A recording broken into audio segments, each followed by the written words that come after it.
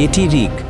আজ সে শুটিং করতে চায়নি, কিন্তু তুমি তার ভিডিওতে ক্লিক করতেই সে অ্যান্টার্কটিকায় একটি টি-শার্ট পরে জেগে উঠল। চারিদিকে শুধু বাতাস আর চকচকে বরফ। তাপমাত্রা -48 ডিগ্রি। এ ঠান্ডায় কয়েক মিনিটে ত্বক হিমায়িত হয়। এক নিঃশ্বাসে ফুসফুস পুড়ে যেতে পারে। আকাশ থেকে একটি ব্যাকপ্যাক পড়ে। ভিতরে আছে থার্মাল ফিল্ম, গরম জলের ফ্লাস্ক, হ্যান্ড ক্র্যাঙ্ক জেনারেটর। এছাড়াও আছে চকলেট বার, ছোট সোলার প্যানেল, মোটা কম্বল আর এক বান্ডিল টাকা, $30,000। বেঁচে থাকলে এটাই তার পুরস্কার। রিক দ্রুত থার্মাল ফিল্মে নিজেকে মোড়েন এবং শক্ত করে আঁকড়ে ধরেন। এটি তাপ ক্ষয় কমায়, কিন্তু হিমশীতল বাতাস কিনারা তুলে ভেতরে প্রবেশ করে। 10 মিনিট পর শরীরের তাপমাত্রা 35.4 ডিগ্রি সেলসিয়াস। এটি হাইপোথার্মিয়ার শুরু। কাঁপুনি বাড়ে, হাত অবাধ্য হয়ে যায়। রিক থার্মোস থেকে কয়েক চুমুক জল পান করেন। এটি সাময়িক স্বস্তি দেয়। শরীরের তাপমাত্রা 0.2 ডিগ্রি বাড়ে, তবে সে বোঝে এটি বেশিক্ষণ টিকবে না। রিক বরফের মধ্যে একটি গর্ত খুঁড়তে শুরু করে। তার আঙুল সংবেদনশীলতা হারাচ্ছে, যা ফ্রস্টবাইটের প্রাথমিক পর্যায়। ত্বকে সাদা দাগ দেখা যায়। ঠান্ডা হওয়া সত্ত্বেও বরফ একটি অন্তরক হিসেবে কাজ করে। এটি বাতাসকে ধরে রাখে, আর বাতাস খুব ভালো তাপ ধরে রাখে। রিক আরও গভীরে যায় এবং প্রবেশ পথ তার থার্মাল কম্বল দিয়ে ঢেকে দেয়। ভেতরে কিছুটা নিরাপদ হয়, উষ্ণ না হলেও আর প্রাণঘাতী নয়। রিক জেনারেটর বের করে সব শক্তি দিয়ে ঘোরায়। এই নড়াচড়া পেশি গরম করে। উৎপন্ন শক্তি ইলেকট্রিক হিটিং প্যাড চালু করে। রিক এটি বুকে চেপে ধরে। শরীরের তাপমাত্রা প্রায় 36 ডিগ্রি পর্যন্ত বাড়ে। এখন তার চিন্তা স্পষ্ট হয়।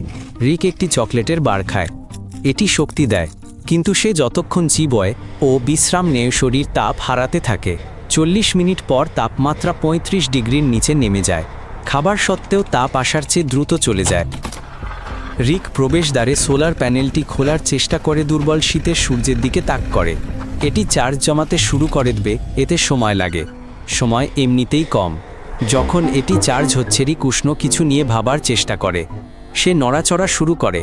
হাত বাঁকায়, পা টানে, বুকে হাততালি দেয়। যে কোনো পেশি সংকোচন তাপ উৎপন্ন করে।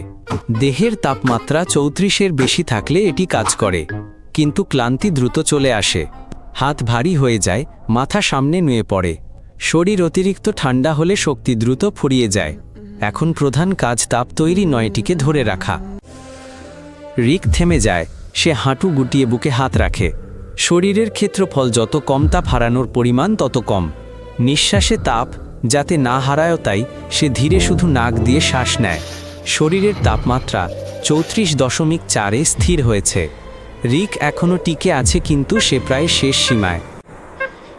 1 ঘন্টা পর প্যানেলে যথেষ্ট শক্তি জমা হয়। ইলেকট্রিক হিটার চালু করার মতো শক্তি। রিক হিটারটি চালু করে। তাপ হৃদয় ও পেটের দিকে ছড়িয়ে পড়ে। শরীরের তাপমাত্রা 35 ডিগ্রি সেলসিয়াস হয়। আরও কয়েক ঘন্টা কেটে যায়। শক্তি আরও কমে আসে। শরীরের তাপমাত্রা 34 ডিগ্রির নিচে নেমে যায়। তার চিন্তা এলোমেলো হয়ে যায়। নড়াচড়া ধীর হয়ে আসে। রিক কথা বলতেও পারে না। সে অনেকক্ষণ ধরে টাকার বান্ডিলের দিকে তাকিয়ে থাকে। এটা তার পারিশ্রমিক, কিন্তু সে জানে এখন এদের বেশি প্রয়োজন পড়ে নয়। রিক তার আস্তানায় ডলার দিয়ে আগুন জ্বালায়। এখানকার তাপমাত্রা -2 ডিগ্রিতে ওঠে। শরীরের তাপমাত্রা 34-এর উপরে ওঠে। রিক নিজেকে জীবিত অনুভব করে, কিন্তু আশ্রয়স্থল ভাঙতে শুরু করে। আগুনে একটি দেয়াল গলে গেছে। রিক সেটি মেরামত করতে বাইরে যায়। বরফ মুখ কাটে, চোখ আর স্থির হয় না। তার দেহের তাপমাত্রা 32.5 ডিগ্রি। রিক এমন কণ্ঠ শোনে যা নেই, নিজে নিজে কথা বলে। তার নড়াচড়া অনিশ্চিত, সবকিছু স্বপ্নের মতো। রিক ভেতরে ফিরে আসে। বাকি টাকা আগুনে ফেলে দেয়। সৌর প্যানেল থেকে শেষ চার্জ ইলেকট্রিক হিটারে পাঠায়। থার্মোস থেকে শেষ উষ্ণ চুমুক দেয়। শরীরের তাপমাত্রা 31 ডিগ্রিতে নেমে আসে। রিক জ্ঞান হারায়। কোনো কাঁপুনি নেই, কোনো প্রতিক্রিয়া নেই। শরীর আর লড়ছে না। সব কিছু জড়তাতেই চলছে। সে 7 ঘন্টা 39 মিনিট জ্ঞান নিয়েছিল। অজ্ঞান অবস্থায় আরও 47 মিনিট। পরীক্ষা শেষ। রিক আবারও বেঁচে গেল। ব্যক্তিগত রেকর্ড গড়ল। তাকে সমর্থন করুন এবং চ্যানেলটি সাবস্ক্রাইব করুন।